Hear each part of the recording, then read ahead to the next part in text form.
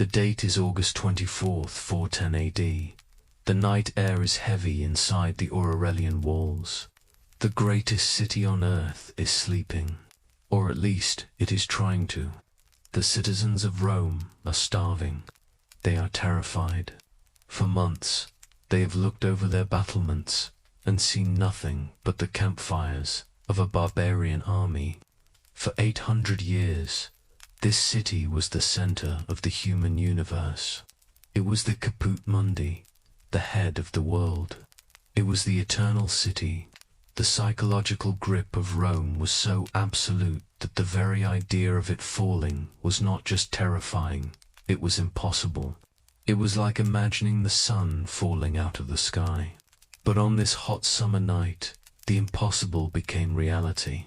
At the Salarian gate in the north of the city, there is a sound. The grinding of a heavy iron bar being lifted, the creak of rusted hinges, and then the silence is shattered. The Visigoths have entered Rome. For 3 days, the torch of civilization flickered and nearly went out. This wasn't just a military defeat, it was a psychological apocalypse.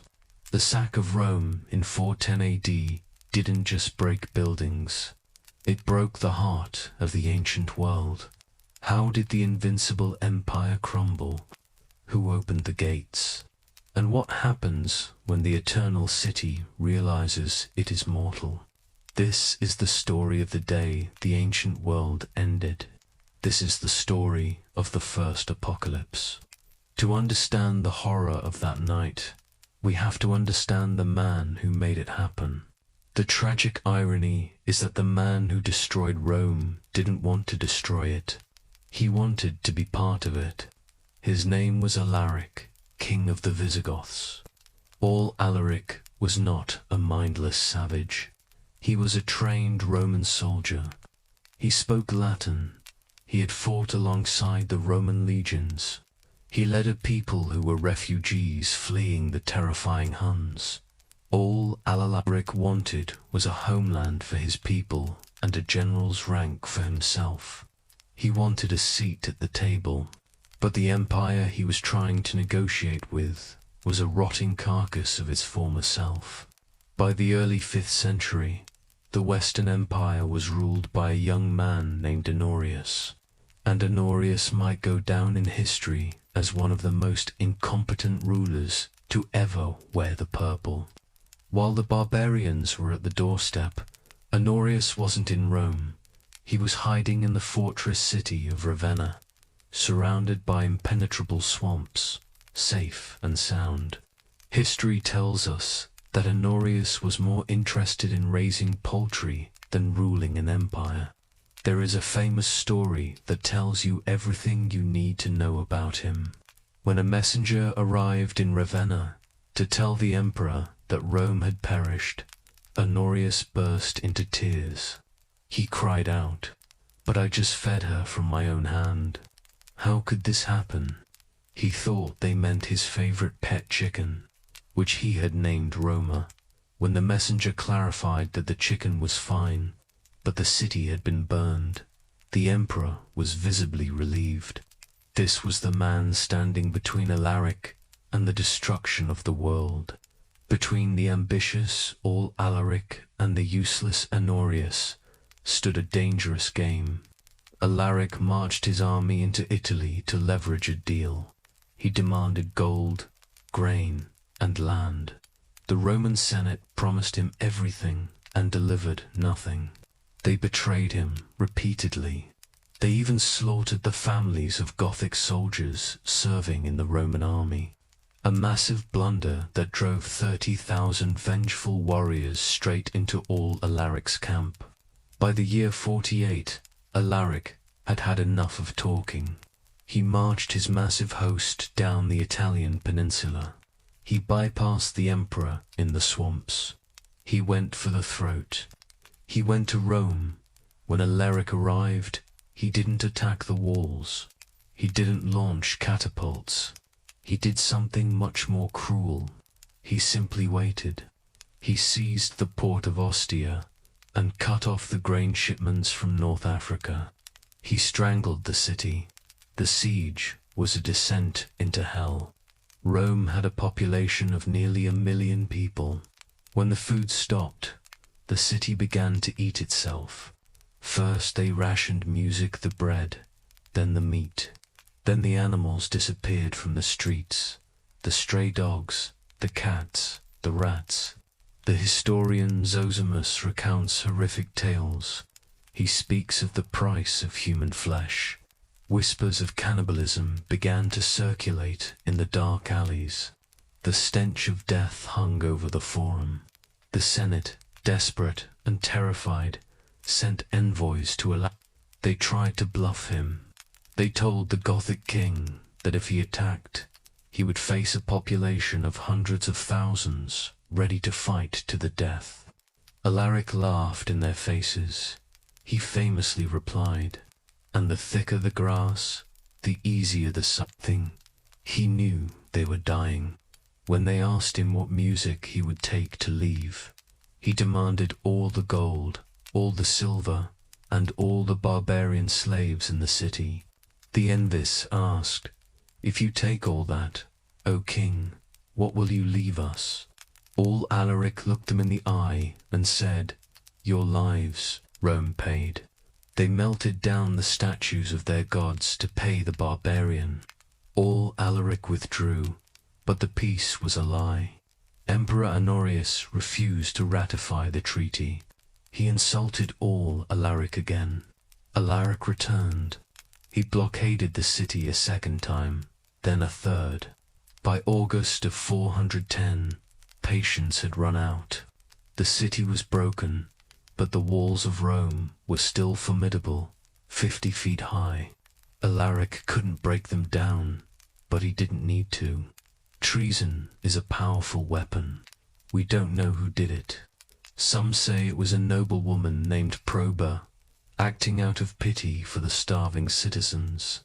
Others say it was rebellious slaves. But shortly after midnight on August 24th, the massive Salarian gate was unlocked from the inside. The sack of Rome had begun. 30,000 Visigoths poured into the streets. The sound was deafening. The clash of iron, the screams of the awakening citizens, and the roar of flames. The gardens of Selast were set ablaze. The fire raging so hot it melted the laid roofs of the temples. But this was a strange apocalypse. It was a Christian apocalypse. Alaric and his Goths were Christians. Before the attack, Alaric gave strict orders. Plunder the city, take the captives, but do not destroy the great churches of St. Peter and St. Paul. Any Roman who took refuge there was to be spared. And so, amidst the slaughter, there were surreal scenes. Gothic warriors marching alongside terrified nuns, escorting them to safety. Crowds of Romans running toward the churches, while the barbarians stood guard at the doors. But for those caught in the streets, there was no mercy. The Forum Romanum, the heart of the Republic, was overrun. The mausoleum of Augustus was broken open. The ashes of the first emperors scattered to the wind. The ultimate desecration of the past. The great families of Rome were stripped naked, beaten, and held for ransom. The most shocking moment was the capture of Galla Placidia, the sister of the emperor himself. The daughter of the Caesars was taken from her palace and treated as a prize of war, forced to march in the barbarian wagon train. For 3 days, the city was stripped. It wasn't completely leveled. All Alaric wanted wealth, not rubble, but the humiliation was total. The Romans believed they were divinely protected. When the Goths walked freely through the Senate house, that belief died.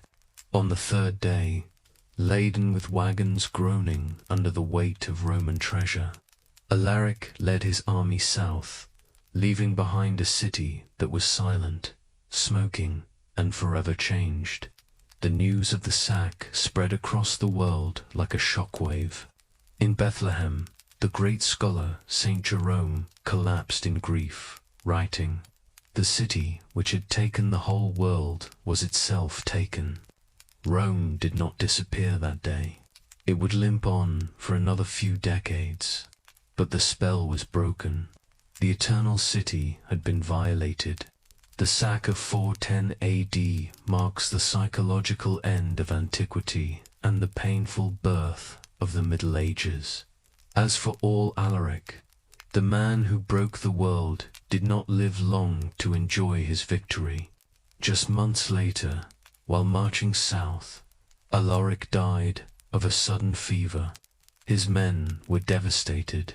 They wanted to bury their king where no Roman would ever find him. Legend tells us they forced captives to divert the flow of the Bucento River in southern Italy. In the dry riverbed, they dug a massive grave. They buried all Alaric there, along with a mountain of the treasure looted from Rome. Gold, silver, and jewels were laid to rest with the barbarian king. Then they released the river back into its course. The water rushed over the grave, sealing it forever. They killed the captives who had done the digging so that no living soul would know the location. To this day, somewhere in Calabria, under the rushing waters of the Bucento, lies the man who conquered Rome, sleeping on a bed of stolen gold. All Alaric showed the world that nothing is divinely protected. No empire is safe, no walls are high enough, and nothing, not even Rome, lasts forever. If you enjoy real stories from history like this, subscribe to the channel. More forgotten moments of the past are coming.